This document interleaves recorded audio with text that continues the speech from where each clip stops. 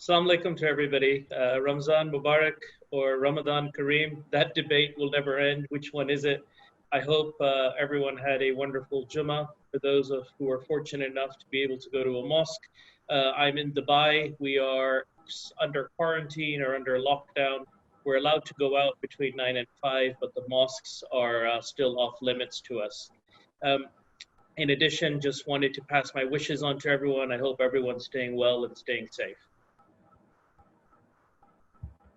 I think Sharyar wanted me to maybe introduce myself a bit. I'll go ahead and do that. It is a long and winding story. I'll try to make it as short as possible. I was born and raised in Bangkok, Thailand.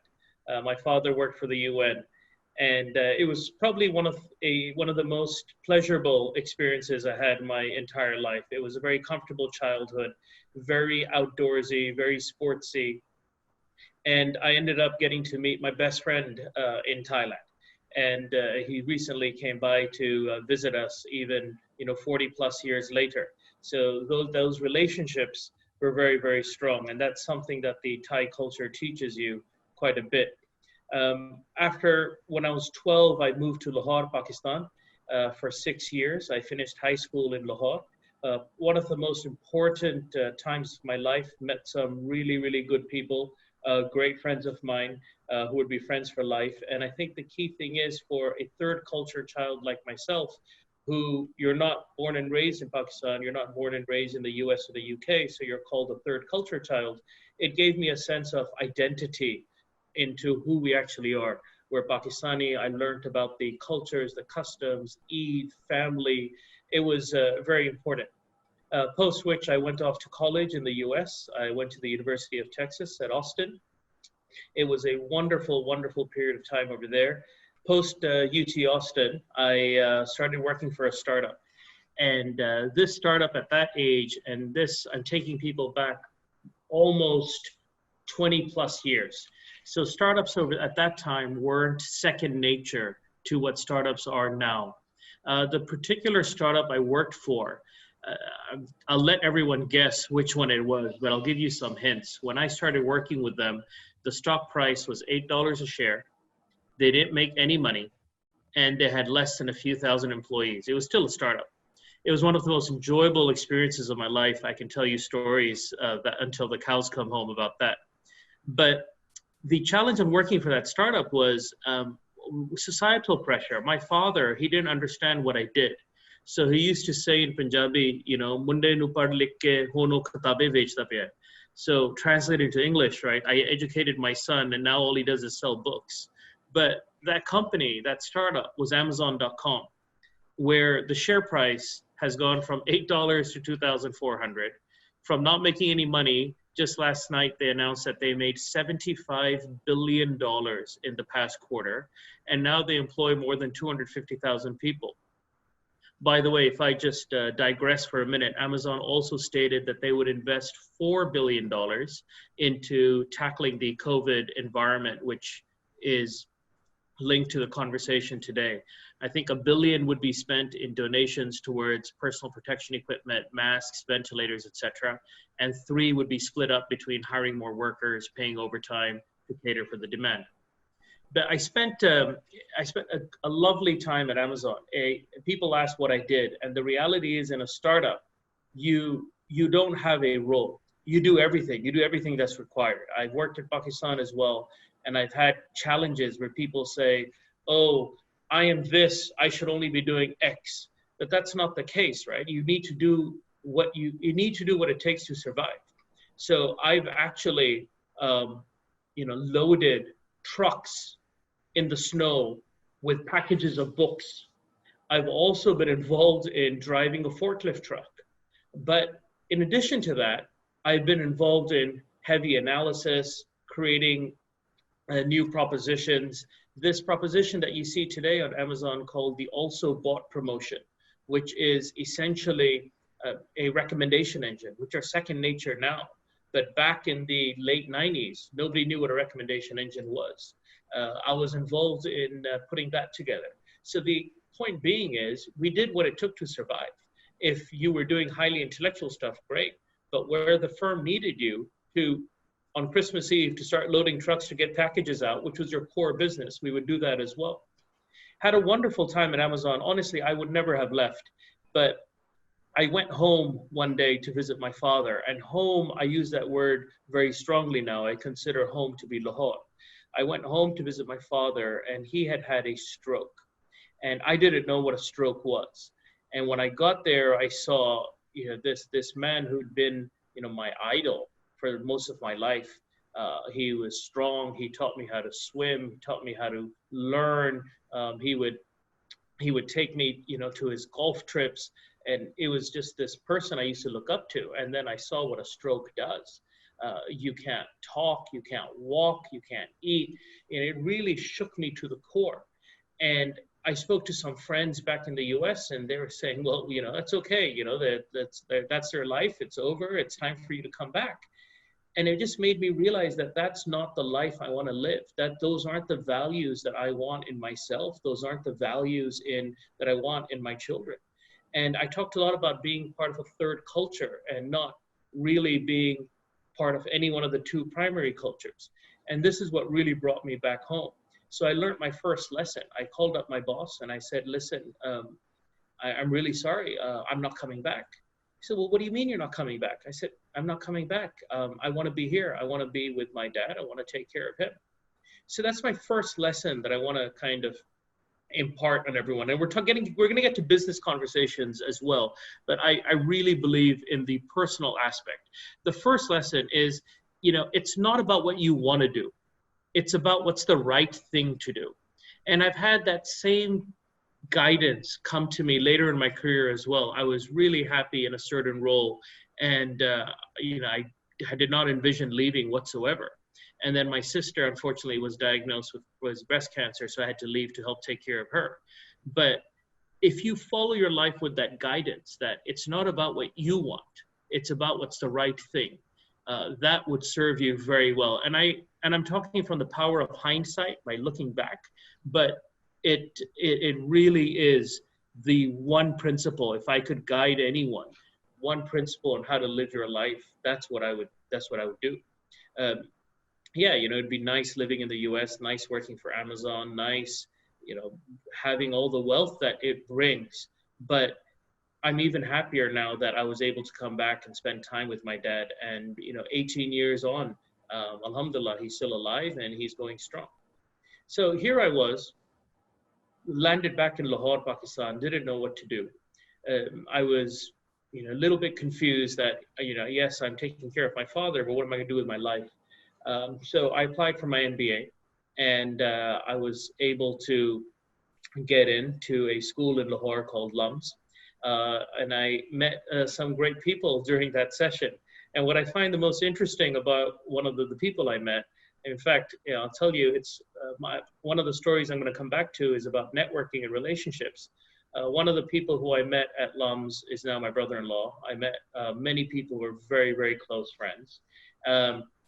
But when I was doing my MBA, a lot of people after class used to go straight to the library and study all night and come back the next day and be ready to talk in class, because I think 90% or 95% of your grade at LUMS is based on the quality of class participation that you provide, based on the case studies that they give. A fantastic education, by the way. I truly believe that if LUMS was picked up and placed, let's say, in the middle of Texas, it would be a top 10 MBA program. At least it was when I was there. It's fantastic education. The professors were wonderful. The facilities were brilliant. And if you compare that to the price you paid, it was, the value was immense. But so all my colleagues used to go to the library, study, and spend all night. And I wouldn't do that. The minute class ended, and I think class ended at 2 o'clock or 3 o'clock, I'd go straight home. I would take a shower. I'd come downstairs. I'd spend time with my parents. I don't drink tea, but I'd have tea with them, so to speak, and just chat about life. And then later on in the evening after Maghrib, I'd pop off to play football. Then I'd come back. I'd have dinner with them and go to sleep. And the next day, class would just automatically take care of itself. I mean, obviously, I would put in some effort. I'd learn, I'd study after dinner and before breakfast in the morning. But Now that my mother is no longer around and I look back on those times, those were probably the best times of my life. I spent some real quality time with my parents. And when I compare that to my friends and colleagues, they say they lost those 2 years of their life because all they were doing was studying all the time. But for me, it was the best time I'd ever spent. And it made me realize, and here's my second lesson that I live my life with is, people, friends, colleagues, parents, siblings, they don't live forever. And it's important not to have any regrets. So one of the key principles, again, that I live my life with is I don't put off until tomorrow what I can do today. If I can spend time with somebody today, I won't say, "Ha, yaar, milte hain," or "Yeah, man, I'll come and see you." I'll say, "Let's go meet now. Let's grab a coffee now. Let's grab lunch today." If I'm thinking about somebody, I don't put it in a calendar and say, "I'll call them tomorrow," right? I call them today. It's just because I don't want to go through life with regrets. Now, during this time, you have relationships, they solidify, you have some old relationships through some unfortunate circumstance, they dissipate. But the key is always just make sure that you don't put off tomorrow until you can, if you can do that today. And that's also from a work perspective. If you have a project, if you have something to do, don't put it off until tomorrow if you can do it today. And I'll tell you why, because you never know when your boss is going to come to you and say, "Hey man, I know the deadline was the 30th, but I need it now, it's the 15th. And if you put that into good stead, you'll be better off. And that links into the third topic I want to talk about. But after I graduated from LUMS, I honestly didn't know what to do. And I have no shame in admitting this, but I worked, I think, 7 jobs in a period of 9 months. 7 jobs in 9 months. Yeah, I'd come back as a third culture child, and I really didn't fit it. And I won't name the institutions I worked for, but 7 jobs in 9 months. One of them was an MNC, a multinational bank. I joined them in the morning and I quit at lunchtime. Part of it is my immaturity. Part of it, I couldn't really settle down, but I didn't really know how to fit in. But 7 jobs in 9 months. And then what happened was I met somebody, and I was lucky. He said, "Hey, remember so-and-so?" And I said, "Yeah." I said, "So-and-so, well, owns this bank. It's one of the very large banks in Pakistan who we went to high school with." He says, "Well, why don't I speak to them and see if you want to work for a bank?" So I started working for this bank, and I wanted to be anonymous, and they were kind enough to let me be anonymous with working there. So it didn't look like, oh, I came in with anybody's siparish or anything. And that's when I started really enjoying the world of financial services. But the key thing over there is, one thing I learned was, it's not about doing exactly what your boss tells you. It's about doing things that you know are required, but nobody's really pushing onto them. So the way I'd like to qualify that as my third parlance is, how hard do you run when nobody is looking? And I'll translate that back into sports, right? Too often, we may have some Manchester United fans on here, and Paul Pogba is a big point of contention for everybody, because essentially he only shows up when the cameras are on him. But a real athlete or a player or somebody who's impactful, he's running when the camera isn't on him, when the ball isn't with him, because he's making other things happen.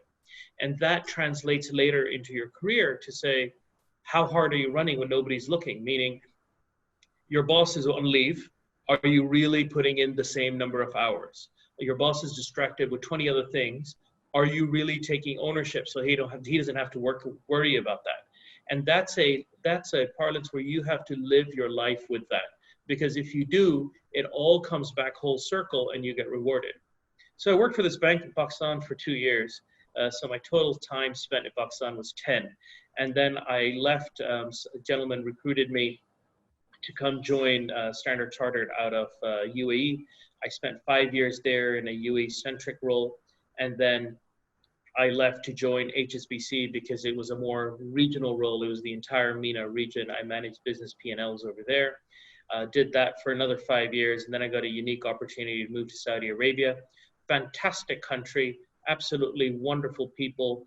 And you get a unique opportunity to go to the holy mosques to worship as well.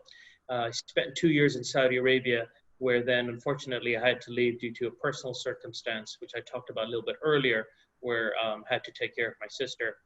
Left KSA and then started working in consulting. And currently I work with PricewaterhouseCoopers, Shayar, and I switched careers multiple times from digital e-commerce to banking and now to PwC. But it all ties up because today I advise people on digital banking, which is a combination of both. And I love meeting new people, working with different cultures, and this fits in really well. But if I had to leave everybody with three messages, I think the first message would be, don't do what you want to do what's the right thing to do. And you need a moral compass for that. You absolutely do. I think the second one is don't put off until tomorrow what you can do today. And that's really important. Otherwise, life is too short to live with regrets. And the third one is, how hard do you run when nobody's looking?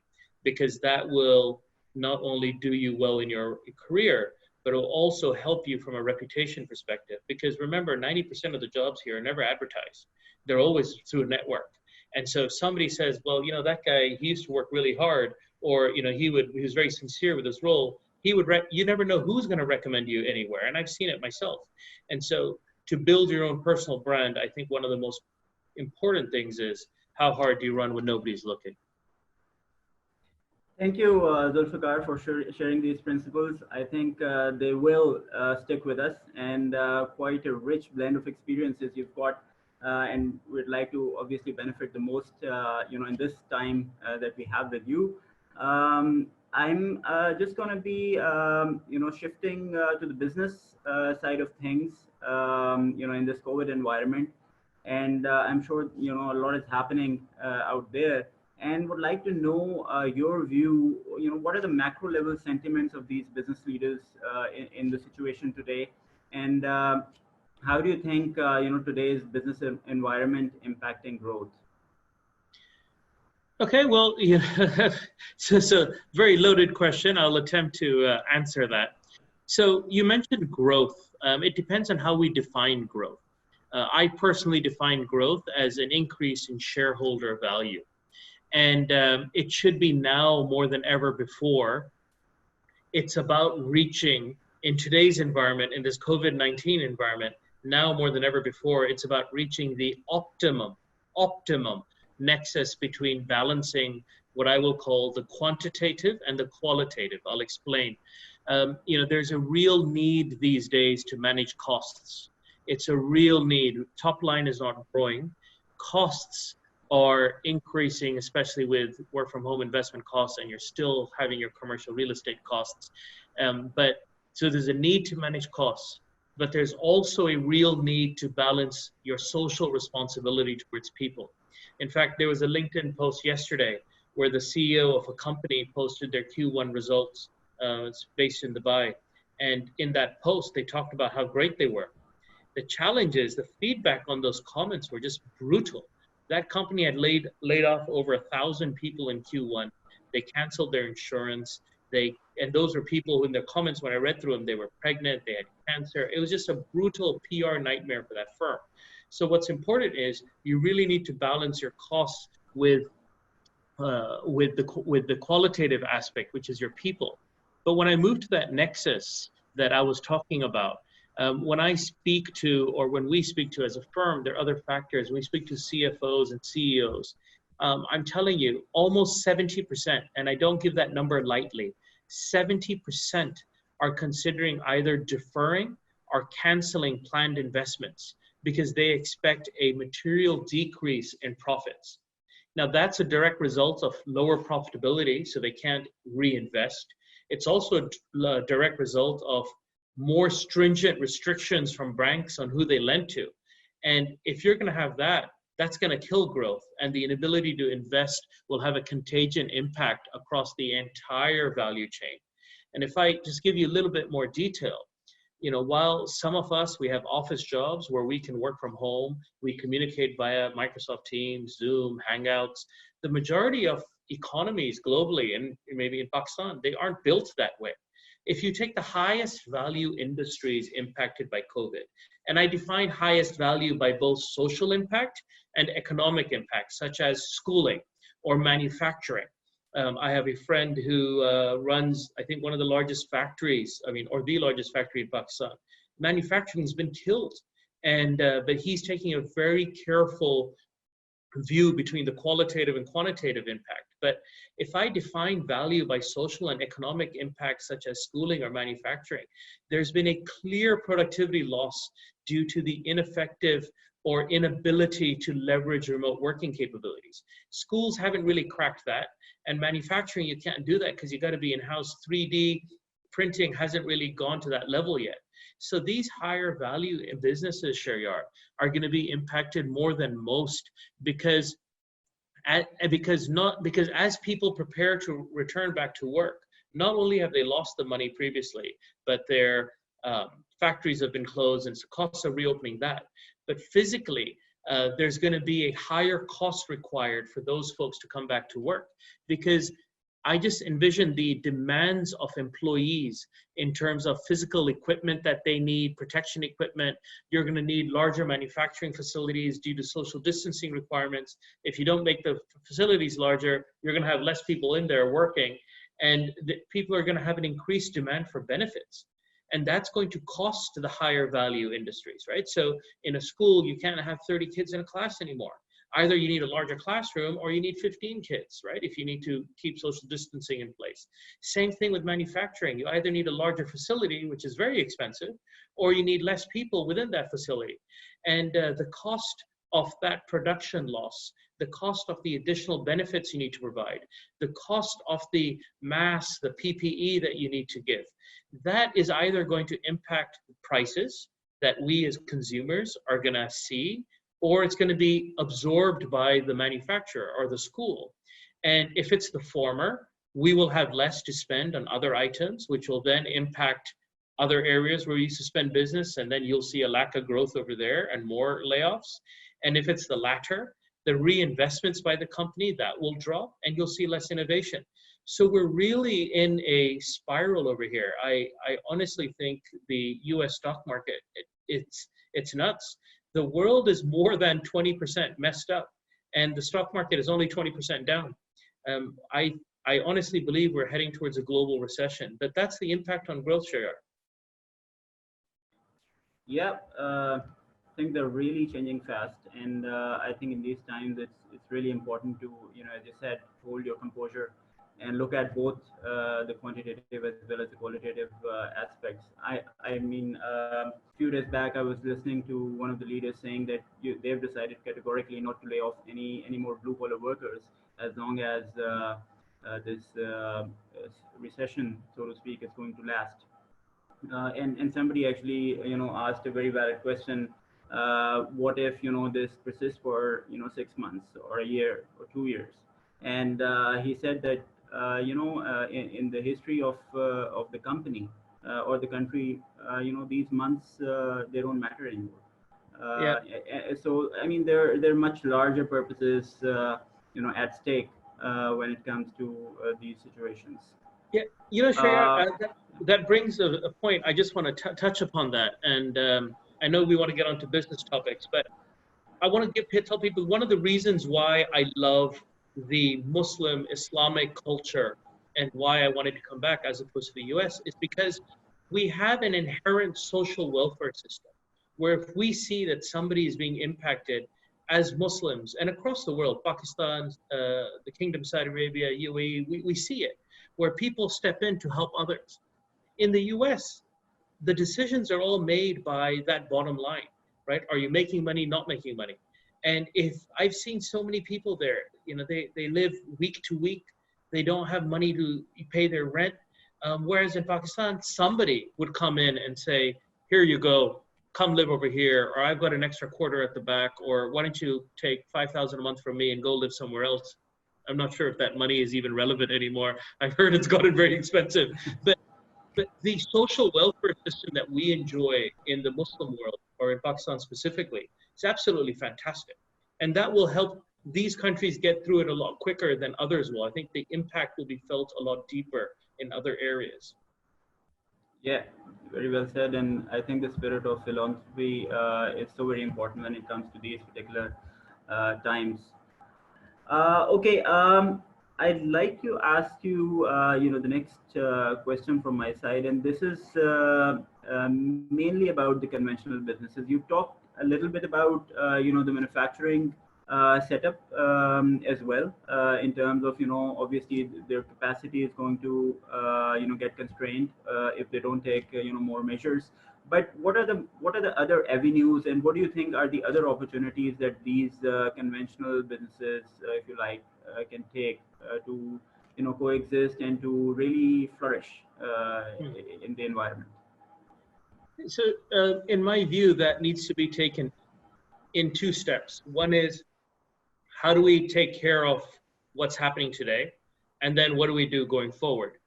But personally, if you ask me, I think people are still in shock. And when people are in shock, they either do nothing or they go crazy and run around and try to do everything. And that will never work. And people are mostly reacting instead of thinking like a team and focusing on coordinated, proactive steps. And although this is common sense, I just like to say handling today. The first thing, is about crisis management. Right? You need to make sure that you factually and effectively communicate to all your people. So this blue collar factory owner that you were talking about with the blue collar workers, he's factually and effectively communicating, which is great. But is he also planning on how does he minimize the risk of business disruption? How long is his runway? What is his backup plan? I think apart from crisis management, we need to think about today, how do you handle your workforce? And apart from challenging human welfare, we have challenges with existing IT infrastructure to support remote working. How do you scale that up? And then, because Pakistan largely, if from what I know, is a supply chain economy, and whether that's human capital supply chain or physical goods supply chain, we need to understand, for example, in physical supply chain, how do we activate raw material substitutions? How do you allocate pricing strategies? But in terms of going forward, what can we do? My views might be a little bit contrarian, but if you've invested in work from home solutions as a organization or as a company or as a startup and you believe that they work, I believe that it works. I mean, I'm personally working an extra 3 hours a day due to work from home. It's just relentless, the level of productivity that you can have. But why wouldn't you consider making this permanent? Employees and employers both save on costs. You'd save on commercial rental costs. You'd save on employers would save on that. Employees would save on petrol costs, dry cleaning costs. And when you save that money, you can either use that in social welfare, or what I would do is I would reinvest it into my team. I would reinvest it into upskilling and training them. It's about helping the disadvantaged today for growth tomorrow. In addition, there are other things you can do. I mean, banks, for example, have lent to SMEs, and these SME businesses, typically they don't have the skills to predict future cash flow and understand where they stand. What banks should do is if they should utilize some of their bank branches as engagement mediums to assist them.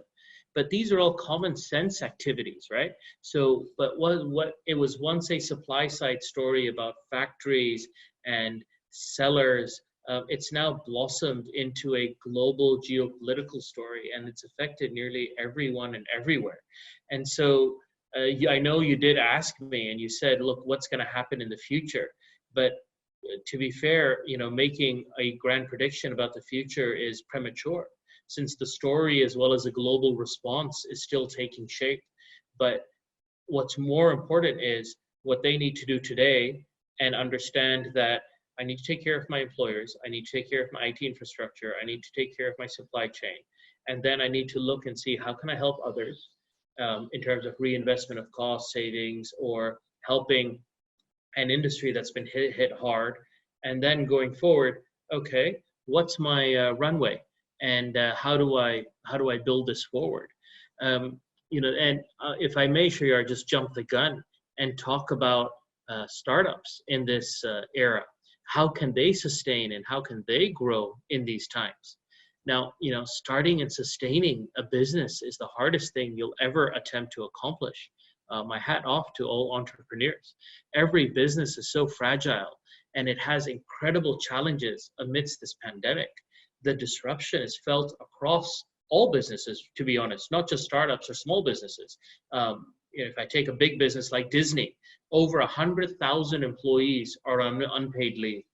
100,000 employees are on unpaid leave. So can you imagine the areas in which they live in Florida and California, and they're not being able to pay their rents? They're not able to go out and buy, how the small businesses over there are being impacted, and the contagion effect. But moving back to startups, the challenges they're going to have in this environment are primarily, what is their own cash flow and how do they manage that?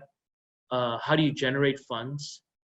How do you handle any contracts or business contracts you had which would provide scale to you?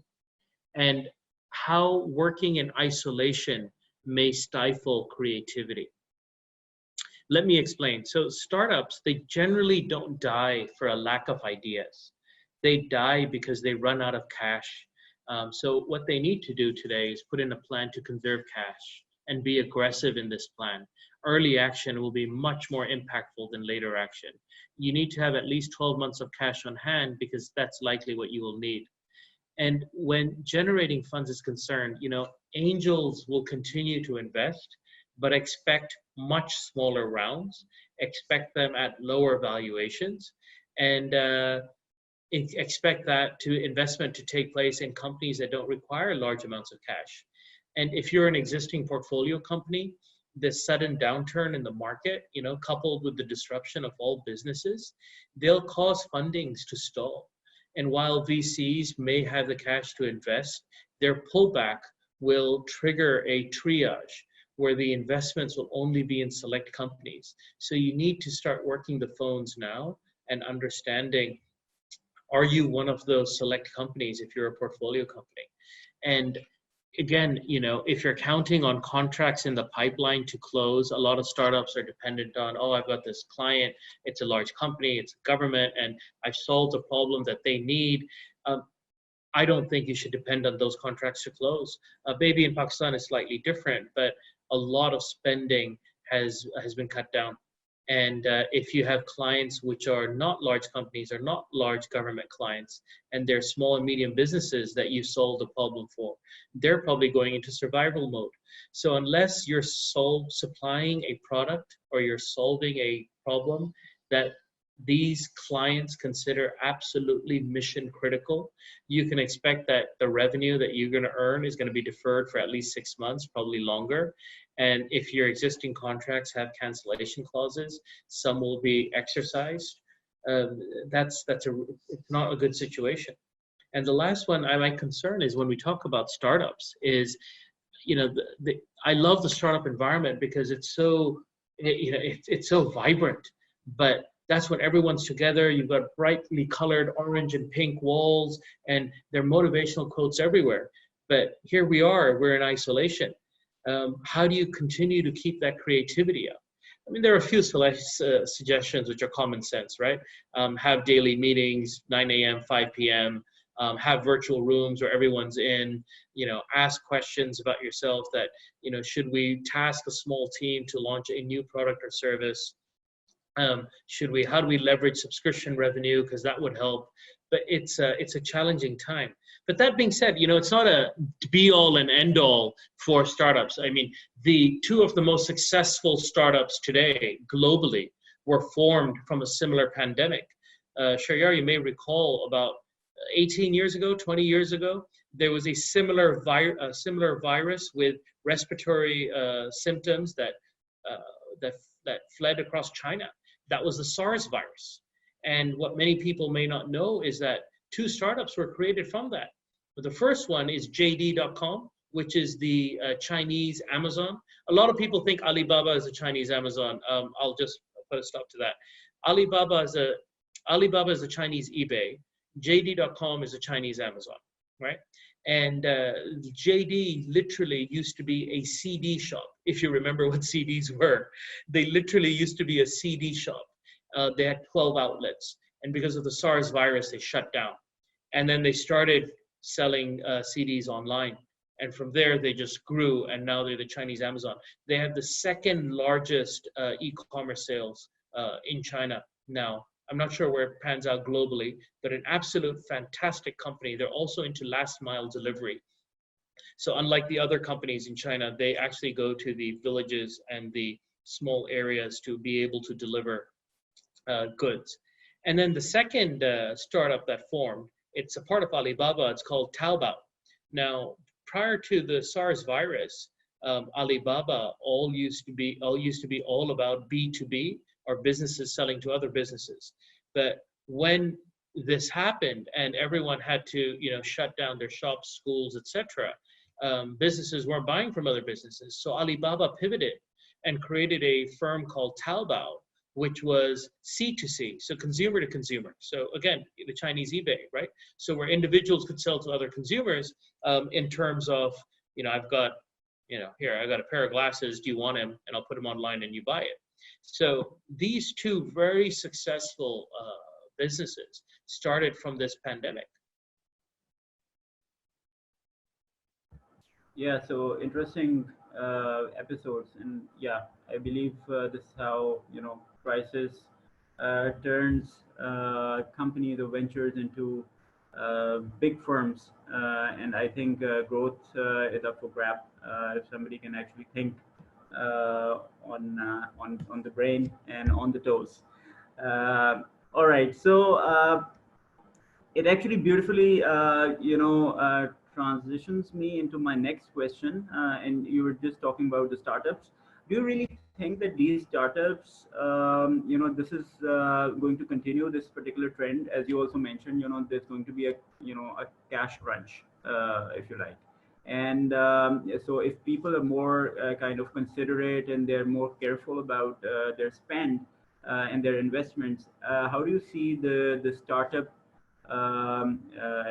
space developing forward? And do you think there are going to be any opportunities for particular spaces within these to grow more than others and to supersede everything else? So would like to have your thoughts on this. No, sure. Look, there are opportunities, and I will tell them towards the end of what I'm talking about right now. But in terms of startups, some things are obvious, like contactless, right? How do you make things more contactless? I think last mile companies should do really well in this environment. There are less obvious problems to come up to solutions with. I don't encourage anyone in Pakistan to do this, maybe people in the Far East, but I was just talking about this the other day. I really enjoy karaoke. And karaoke, for those who aren't familiar, it's a concept where you go to this place, like a restaurant, so to speak, and they have music where it's the instrumental music of a song, and they have a TV where the lyrics are coming out. And you pick up the mic and then you sing the lyrics, and everyone in the restaurant listens to you, and some laugh, some boo, some cheer, and then another person comes and does it. But even karaoke is going to have a problem because people aren't going to put microphones close to your mouth anymore because of the virus. So there are some obvious problems like contactless and last mile. There's some less obvious, which are more common in the US or in the Far East, which is karaoke. But this crisis has really propelled new technology across all aspects of life. And I keep going back to China because I truly believe that China is a new powerhouse. There's new remote working and learning tools, like Alibaba released DingTalk. Tencent released Tencent Meeting. WeChat has WeChat Work. WhatsApp, if we want to go more west, now allows 8 people in video instead of 4. So apart from contactless and last mile delivery, new working and shopping practices will probably become a permanent fixture of normal. But from my understanding of the local market in Pakistan, and at the risk of not stating the obvious, I see 2 opportunities, in fact, that I would personally look to see and think about and say, how do I crack that? The first one is online education. Online education. I believe that if someone can crack this in Pakistan, they can potentially disrupt a massive industry today. Schools in Pakistan, at least for the middle class, are dominated by a few selected monopolies. And those monopolies, those schools, they've spurned surrounding cottage industries as well. Like, you need a uniform. So there's a uniform industry now for those schools. You need prep schools to prepare your kids from a young age to get into those schools. And if you disrupt this industry, online doesn't require uniforms anymore. It doesn't require prep schools anymore. The challenges that everyone has in Lahore on traffic during school times, and then on drivers, drop the kids off, those all disappear as well. Now, but disrupting online education isn't as easy, because today schools in Pakistan, they're essentially status symbols. And they also give children a network to interact with. So those are some problems you're going to have to fix. Maybe it's about a partnership with the Khan Academy based out of the US, which is just absolutely fantastic. Maybe it's about creating a brand out of there. And then it's also about competing against the incumbents, right? They have a lot of money and they can compete in this space. But truly, I believe that if you can crack online education, you can potentially disrupt a massive industry, and that startup will see a lot of money following it. The second area that I'm looking at, and I'm just talking about personally, which I am looking at, so if there's anyone here who's actually involved in setting up these types of businesses, I'd love to speak to you, is the insurance industry today. In Pakistan, the insurance industry is beginning to grow, primarily predominant in like auto insurance. But all claims processing today happens manually, and it takes around 45 to 60 days to do these manual claims. Let's say, Shayar, I'm driving and I hit you, and then we come out, we exchange insurance information, you go get your car fixed, and then your insurance company sends a bill to mine. That's all manual, and it takes 45 to 60 days to process it, and funds get stuck. Your refund check gets stuck, everything gets stuck. It's a massive pain point. So I believe that introducing, and I use this word, I don't use this word lightly, right? I use this word with a lot of thought, because I know it's a buzzword, but I believe this is one of the use cases for it. I believe that introducing blockchain into the claims processing arena of insurance would be absolutely massive, because this is something that is globally scalable. We have the tech knowledge in Pakistan, fantastic tech knowledge, absolutely really, really intelligent folks who can drive and create a solution. I believe that this can be globally scalable, especially in more developed markets where insurance is commonplace. Thank you, Ali. Some ideas for our audience to maybe think about and launch their own ventures. And I'm sure they would also like to get some financing if you're interested. Happy for them to reach out. Happy for them to reach out. All right, Ali, it was really a pleasure talking to you and getting these insights on a platform. I think it's been a long time since we last met. I think one of the longest conversations we've had in the last maybe 14, 15 years, but it's been really worth a while. True. That's true. So thank you so much. We'll be signing off now. Thank you for your presence. It's a pleasure, Shayar. Thank you very much. Look forward to meeting with everybody. And if anyone has any other questions, please feel free to reach out via Daftar. Take care of yourself. Take care. All right.